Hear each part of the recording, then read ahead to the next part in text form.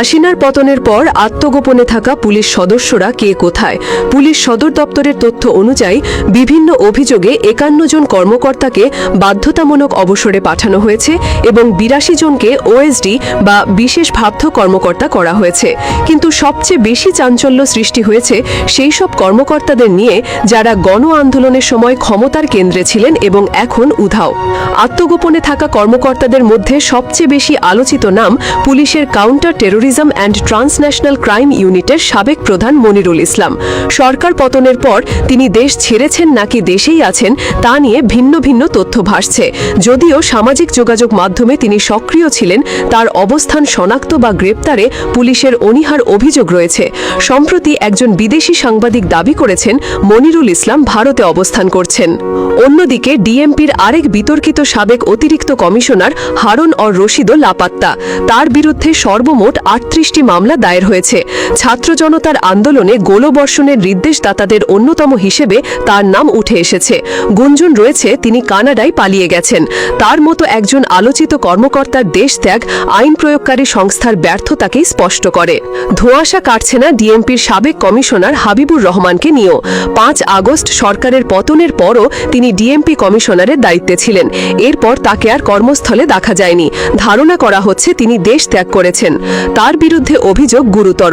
গত ২৫ মে আন্তর্জাতিক অপরাধ ট্রাইব্যুনাল চাংখারপুলে বিপুল সংখ্যক মানুষের প্রাণ কেড়ে নেওয়ার মামলায় হাবিবুর রহমান সহ ৪ জনের বিরুদ্ধে গ্রেপ্তারি পরোয়ানা জারি করে। তদন্ত প্রতিবেদনে বলা হয়েছে হাবিবুর রহমান নিজে ঘটনাস্থলে উপস্থিত থেকে তার অধীনস্থদের গোলা চালানোর নির্দেশ দিয়েছিলেন, যে ঘটনায় ৬ জন প্রাণ হারান। এত বড় অভিযোগ এবং গ্রেপ্তারি পরোয়ানা থাকার পরও তার কোনো খোঁজ না মেলায় পুলিশের সদিচ্ছা নিয়ে প্রশ্ন উঠেছে। পুলিশের সাবেক মহাপরিদর্শক বেনজির আহমেদের বিষয়টি ভিন্ন। তার বিরুদ্ধে মূল অভিযোগ আর্থিক দুর্নীতির। দুর্নীতি দমন কমিশন দুদক তার বিরুদ্ধে তদন্ত করছে এবং তিনি সরকার পতনের পরপরই দেশ ত্যাগ করেন। বাংলাদেশ পুলিশের ন্যাশনাল সেন্ট্রাল ব্যুরো তাকে দেশে ফিরিয়ে আনতে আন্তর্জাতিক তদন্ত সংস্থা ইন্টারপোলের কাছে চিঠি দিয়েছে এবং তার বিরুদ্ধে রেড নোটিশও জারি হয়েছে। কিন্তু প্রশ্ন হল, এই প্রক্রিয়া কতটা ফলপ্রসূ হবে?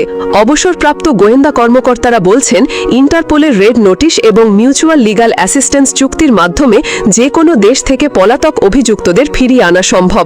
কিন্তু এসব প্রক্রিয়া যেন এক রাজনৈতিক সংকেতের অপেক্ষায় থমকে আছে। জুলাই অগস্টে প্রাণ নেওয়ার ঘটনায় দায়ের করা মামলায় এখন পর্যন্ত ১৪১ জন পুলিশের বিরুদ্ধে গ্রেপ্তারি পরোয়ানা জারি হয়েছে, যার মধ্যে ৩০ জনের বেশি পুলিশ কর্মকর্তা ও সদস্য গ্রেপ্তারও হয়েছেন। এদের মাঝে ডিএমপির সাবেক কমিশনার আসাদুজ্জামান মিয়া, সাবেক আইজিপি AKM শহীদুল হক ও চৌধুরী আবদুল্লাহ আল মামুনের মতো শীর্ষ কর্মকর্তারাও রয়েছেন, যারা এখন আন্তর্জাতিক অপরাধ ট্রাইব্যুনালে বিচারের মুখোমুখি।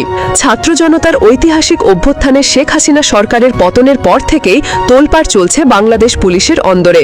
বহু আলোচিত ও বিতর্কিত শীর্ষ পুলিশ কর্মকর্তারা এখন কোথায় তা নিয়ে সৃষ্টি হয়েছে গভীর রহস্যের জাল। তবে একদিকে যখন কিছু কর্মকর্তা বিচারের আওতায় আসছেন, তখন হাবিবুর, মনিরুল, হারুন ও বেনজিরের মতো কর্মকর্তাদের পলাতক থাকাটা বিচার প্রক্রিয়া নিয়ে জনমনে সংশয় তৈরি করেছে। জাতির চোখ এখন নতুন সরকারের দিকে। এই পলাতক ও অভিযুক্ত পুলিশ কর্মকর্তাদের দেশে ফিরিয়ে এনে বিচারের মুখোমুখি করা হবে কিনা তার উপরই নির্ভর করছে দেশে আইনের শাসন প্রতিষ্ঠার ভবিষ্যৎ। তাদেরকে ঘিরে থাকা রহস্যের জট কবে খুলবে সেই উত্তরই এখন খুঁজছে গোটা বাংলাদেশ।